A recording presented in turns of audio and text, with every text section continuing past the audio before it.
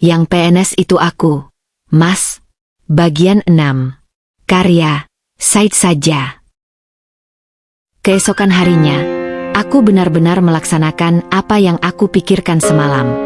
Aku sengaja tak melakukan apapun, tidak menyiapkan sarapan, ataupun mencuci baju yang sudah menggunung di samping kamar mandi. Aku sengaja mencuci pakaianku dan juga pakaian Mas Bayu saja. Tak ingin lagi dianggap budak di rumah itu. Aku sudah lelah dianggap sebelah mata. Sementara pengorbananku bagi mereka semua sungguh besar. Sekarang aku bertekad untuk menutup mata dengan apapun yang terjadi di rumah itu. Saat menjemur baju, aku dikejutkan dengan teriakan mertuaku yang sepertinya baru bangun. Padahal matahari sebentar lagi akan muncul. Sekar, kenapa tidak ada sarapan di meja makan? Itu piring kotor semalam belum juga kamu cuci. Bentak ibu mertuaku itu. Bergegas kujemur semua baju yang aku cuci tadi. Lalu masuk ke dalam rumah kembali. Maaf Bu, aku tidak bisa menyiapkan sarapan. Soalnya mau segera ke sekolah. Jawabku beralasan. Apa? Ngapain cepat-cepat ke sekolah segala? Kamu itu cuma honor. Bayu saja yang PNS tidak seheboh kamu. Sudah. Hari ini kamu tidak boleh pergi ke sekolah. Kamu di rumah saja. Kamu harus masak yang enak. Soalnya sore nanti ada tamu penting yang mau datang ke rumah. Ujar ibu mertuaku begitu lugas. Apa? Ibu memintaku tidak pergi ke sekolah? Tidak bisa dong, Bu.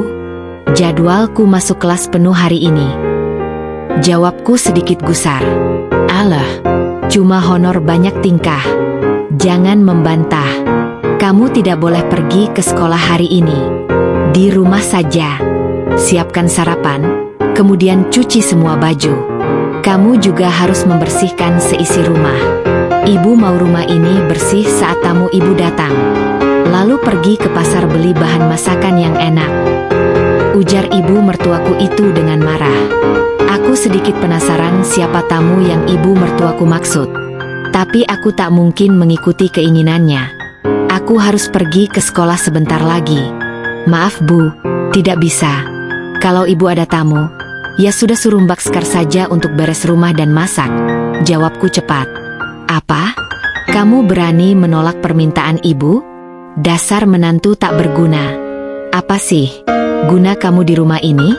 Mau ibu suruh Bayu menceraikan kamu? Jangan mancing kemarahan ibu, ya. Jawabnya marah. Darah di dadaku semakin mendidih.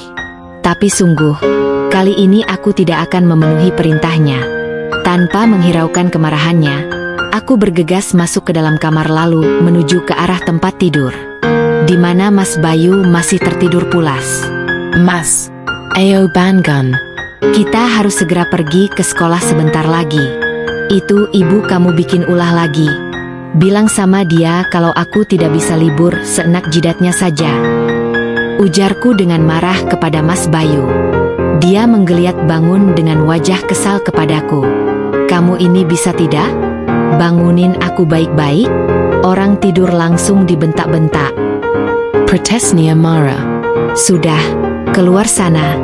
Temui Ibu MU. Dia maksa aku tidak pergi ke sekolah hari ini. Kamu tahu sendiri kan, kalau aku tidak bisa seenaknya libur begitu saja. Ujarku dengan tegas. Mas Bayu jadi memasang wajah masam. Ibu mau apa sih? Jawabnya kesel. Dia bilang ada tamu penting nanti sore. Jadi aku harus menyiapkan semua hal untuk menyambut kedatangan tamunya itu. Jawabku cepat. Dengan tubuh sedikit sempoyongan, Mas Bayu keluar dari kamar dan aku pun masuk ke kamar mandi untuk mandi agar bisa segera bersiap-siap untuk pergi ke sekolah. Saat aku tengah memakai seragam, Mas Bayu masuk ke dalam kamar dengan wajah sedikit berseri. Aku jadi curiga apa yang membuatnya terlihat begitu bahagia. Ibu bilang apa? Kenapa kamu terlihat begitu senang? Ujarku heran. Tidak apa-apa. Oh ya, aku sudah bicara sama ibu. Kamu boleh kok pergi ke sekolah. Ujarnya dengan wajah yang terlihat berseri membuatku semakin penasaran apa yang dia pikirkan. Kenapa kamu tersenyum? Ada apa? Tanyaku penasaran. Ah, Tidak apa-apa, kok. Jawabnya cepat, seakan menyembunyikan kegembiraan yang dia rasakan. Oh baiklah, jawabku. Aku pun kembali bersiap-siap, lalu dia pun kembali bertanya. Itu kenapa kamu tidak masak sarapan? Baju juga tidak kamu cuci semua? Ibu marah. Ujarnya. Tadi aku bangun kesiangan. Tidak sempat. Biar ibu dan juga kakak MU itu yang bekerja. Mas, masa selalu aku? Jawabku cepat. Ya sudahlah, Mas mau mandi dulu. Jawabnya. Mas Bayu masuk ke kamar mandi. Karena memang setiap pagi kami pergi barengan ke sekolah. Walau pulangnya selalu terpisah. Karena sering dia pulang duluan. Sementara aku harus menahan malu minta nebeng sama guru yang searah dengan jalan ke rumah. Aku sengaja duduk santai di ujung ranjang menunggu Mas Bayu siap-siap. Aku tak ingin keluar kamar dan dimarahi lagi oleh ibu mertua. Apalagi tidak ada sarapan yang aku masak pagi itu. Jadi kita tidak sarapan dulu sebelum pergi. Tanya Mas Bayu ke arahku. Nanti saja di sekolah, Mas, jawabku cepat. Oh, ya sudah, balasnya. Saat aku dan Mas Bayu keluar dari kamar, aku melihat ibu mertua duduk di sofa sambil memasang wajah jutek. Gara-gara kamu, tidak ada sarapan pagi ini. Kamu ini sungguh menantu yang hanya bisa menyusahkan saja. Protesnya kepadaku. Mas Bayu yang mendengar omelan dari ibunya untukku, tak membelaku sedikit pun. Dia bahkan tak peduli sedikit pun setiap perkataan kasar dari ibunya untukku. Baru juga sehari aku tidak masak, ibu langsung marah-marah. Jawabku sedikit ketus. Kemarin kamu juga tidak ikut masak ya? Sekar, jangan banyak alasan kamu. Bayu, kamu harus nasehatin istrimu ini. Dia makin hari makin berani sama ibu. Gak ada untungnya sedikit pun punya menantu seperti dia. Protes ibu mertua dengan murka. Darah di dadaku seketika menggelegar penuh amarah. Ingin sekali berteriak di telinganya bahwa sudah 2 tahun dia makan dari hasil keringatku. Mas, apa perlu aku yang bicara? Ujarku dengan nafas memburu ke arah Mas Bayu yang lagi memakai sepatu. Dia yang sepertinya takut aku bicara yang bukan-bukan sedikit bicara kepada ibunya. Sudahlah Bu, jangan marah lagi.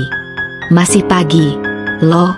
Lagian kalau ibu nggak mau masak, ya sudah beli sarapan keluar aja. Aku kan sudah kasih ibu uang belanja.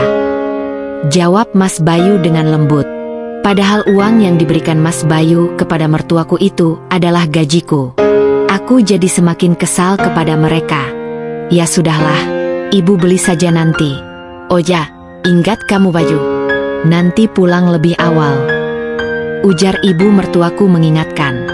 Wajah Mas Bayu yang tadinya biasa saja, jadi berubah. Wajahnya sedikit memerah, terukir senyuman tipis di bibirnya. Aku jadi curiga siapa yang akan datang sore nanti. Iya Bu, tenang saja. Aku pasti pulang lebih awal. Janjinya. Saat aku dan Mas Bayu hendak pergi, aku bisa mendengar Mbak Kriyanti yang baru bangun marah-marah. Dia pasti sama dengan ibu mertuaku.